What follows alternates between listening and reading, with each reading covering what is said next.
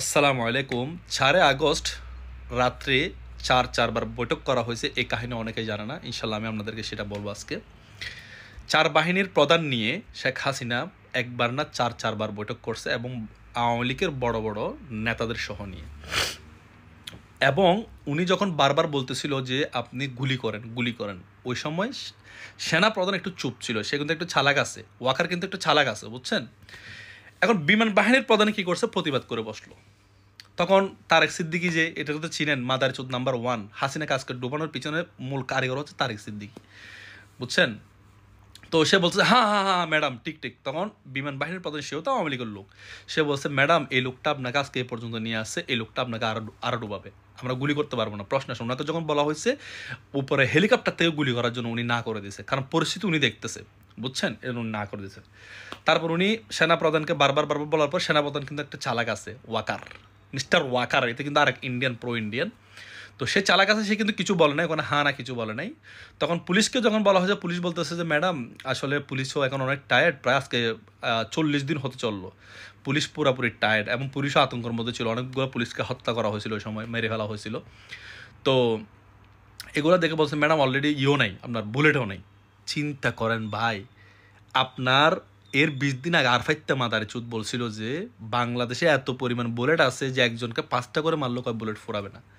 চিন্তাটা করছেন, আমার ট্যাক্সের টাকা দিয়া যে অস্ত্র কিনা হয়েছে দুশ্মনের বিরুদ্ধে ইউজ করার জন্য, সেটা আমার বিরুদ্ধে ইউজ করতেছে। এরপরও কি বলবেন আওয়ামী লীগ ভালো ছিল, হাসিনা ভালো ছিল।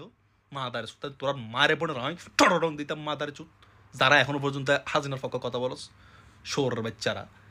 আমার ট্যাক্সের টাকা দিয়া অস্ত্র কিনে আমার উপর চালাইয়া, সমস্ত কিছুর প্রমাণ আছে, এভিডেন্স আছে, সবকিছু আছে, অনলাইনের মধ্যে সবকিছু দেখতেছে, মানুষ সচক্ষ দেখতেছে। এরপর তোরা কিভাবে এখনো পর্যন্ত হাজির দালালি করো, শোরের বাচ্চারা। তোরা কি মাইসে যেতে পারোস তা? এই শোর বাচ্চারা, তোরা যে কবরে যাবি, আল্লাহর কাছে যে যাইতে হইব, তোদের মাটির নিচে তোদের গাড়া হবে, এই বয়টা পর্যন্ত নাই। যে আল্লাহর কাছে কি জবাব দেবো আমি? আমি কার পক্ষ হয়ে কথা বলতেছি যে এতগুলো মানুষকে হত্যা করছে, নিরপরাধ স্টুডেন্ট, নিরপরাধ মানুষকে গুম করে হত্যা করছে, হাজার হাজার, ওদিন মারছিল 2000, এর আগে কতগুলো মানুষকে গুম করছে, এর হিসাব নাই। কেমনে সাপোর্ট করস? আচ্ছা, আমি একটু হাইপার হয়ে যাই, হাসিনার নামটা শুনলে আমার জিত চলে আসে। এবার আসে মূল কথাতে। তো এখন সেনাপ্রধান কিন্তু একটু চালাক আছে, উনি কিছু বলে না। তখন উনি কি করছে, চালাকি করে ওনার যে অফিসাররা আছে, ওনার যে সিপাহীরা আছে, ওখানে গেল, ওখানে গিয়ে ওদেরকে জিনিসটা জানালো যে কি করা উচিত। তখন ওখানে একজন মহিলা আর্মি, উনি কি করছে, না স্যার এটা সম্ভব না স্যার, কেননা ওই যে মীর মুগ্ধ, যে পানি লাগবে সে যে মারা গেছে, এখন তার পাশের বাসা হচ্ছে এই নারী আর্মিটার বাসা। বলতেছে স্যার এই যে মুগ্ধর মা এখনো কান্না করতেছে স্যার, আমি শুনতেছি, বলছি শুধু মুগ্ধ না, বাংলাদেশের হাজার হাজার মা কাঁদতেছে, মাটি পর্যন্ত কাঁদতেছে রক্তে। কয় স্যার কেমন আমরা তাদের উপর গুলি চালাবো? অলরেডি কতগুলো ছাত্রদেরকে হত্যা করা হয়েছে, নির্মমভাবে খুন করা হয়েছে, আমরা কিভাবে গুলি চালাবো? এখন ওই নারী মহিলা যখন এটা বলছে, সমস্ত আর্মি, হ্যাঁ, অফিসার হতে নিয়ে সিপাহী হতে নিয়ে সবাই এক বাক্যে, না স্যার এটা সম্ভব না গুলি চালানো।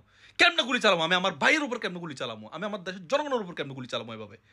এবার জেনারেল ওয়াকার বলছেন না, এটা তো সম্ভব না, আমি যদি এখন আদেশ দিই, তারা তো আমার আদেশ মানবে না, উল্টা আমাকে এখানে পুঁতে দিবে। তখন উনি এবার প্রধানমন্ত্রীর কাছে আসলো, ম্যাডাম সরি এটা সম্ভব না, মানে ছাত্রদের উপর গুলি চলা সম্ভব না। তখন হাসিনা বলছিল তোদের মতো অপদার্থকে আমি এই জায়গায় এসে বসাইছি কি এটা বলার জন্য? তার মানে চিন্তা করেন সে কি পরিমাণ, মানে আপনার বল প্রয়োগ করতে চাইছিল, কি পরিমাণ বল সে প্রয়োগ করতে চাইছিল, বুঝছেন। বলছে ম্যাডাম না এটা সম্ভব না, এটা গুলি চালানো কোনো মতোই সম্ভব না। এবং হয়েছেও তাই, আপনি দেখেন এরপরে 5 আগস্টের দিন, যেদিন হাসিনা পালাই যাবে, ছাত্ররা সামনে আসতেছিল, সেনাবাহিনী কিন্তু সরে গেছিল, তাদের কিন্তু আক্রমণ করে নাই, কিছু উল্টা তাদের যাইতে দিয়েছে, উল্টা পুলিশের বিপক্ষে পর্যন্ত এরা কাজ করছিল। এবার উনি তো যাবে না, উনি বল প্রয়োগ করবে, উনি না ওই ওই কুত্তি তো যাবে না, তো উনি বল প্রয়োগ করবে। এখন ওনারা বারবার রিকোয়েস্ট করার পরও শুনতেছে না, লাস্টে শেষ পর্যন্ত জয় এবং পুতুলে মিলিয়ে ওকে কনভেন্স করছে। শেখ রেহানা নাকি পা পর্যন্ত ধরে ফেলছে, কার? হাসিনার, যে আফা চল আমরা চলে যাই, নয়তো এরা সবাই আমার বাবার মতো আমাদের সবাইকে এখানে মেরে ফেলবে, আমার বাবার মতো আমাকে সবাইকে, হাসিনা তারপরে যাবে না। আচ্ছা, লাস্টে জয় এবং পুতুলে মিলে কনভেন্স করছে, এরপরে বলতেছে আমরা গাড়ি দিয়ে যাবো। বলছে না ম্যাডাম গাড়ি দিয়ে যাওয়া সম্ভব না, কারণ আমরা ড্রোন দিয়ে দেখছি ওখানে অনেক বড় একটা কি আসতেছে, হ্যাঁ, মানুষের সমুদ্র, মানে প্রচুর মানুষ আসতেছে, আমাদেরকে দেখলে মেরে ফেলবে।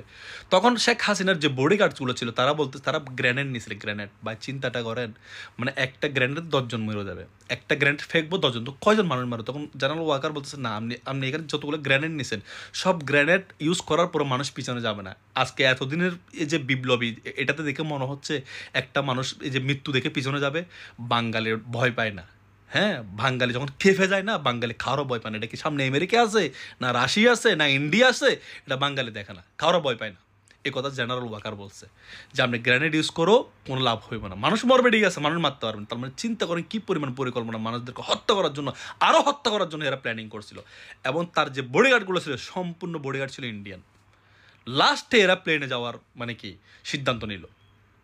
এরপরও যদি লাস্ট একটা কথা বলতে চাই, এরপরও যদি তোরা যদি বলস যে হাসিনা ভালো ছিল, প্রথমত তোর জন্মের সমস্যা আছে, তোর বাপের সমস্যা আছে। আমার মনে হয় তোর বাপে টুট করে জন্ম দেয় নাই, তোর মনে হয় কুত্তায় টুট করছিল তোর মার লগে, এই কুত্তার বীর্য থেকে তুই তৈরি।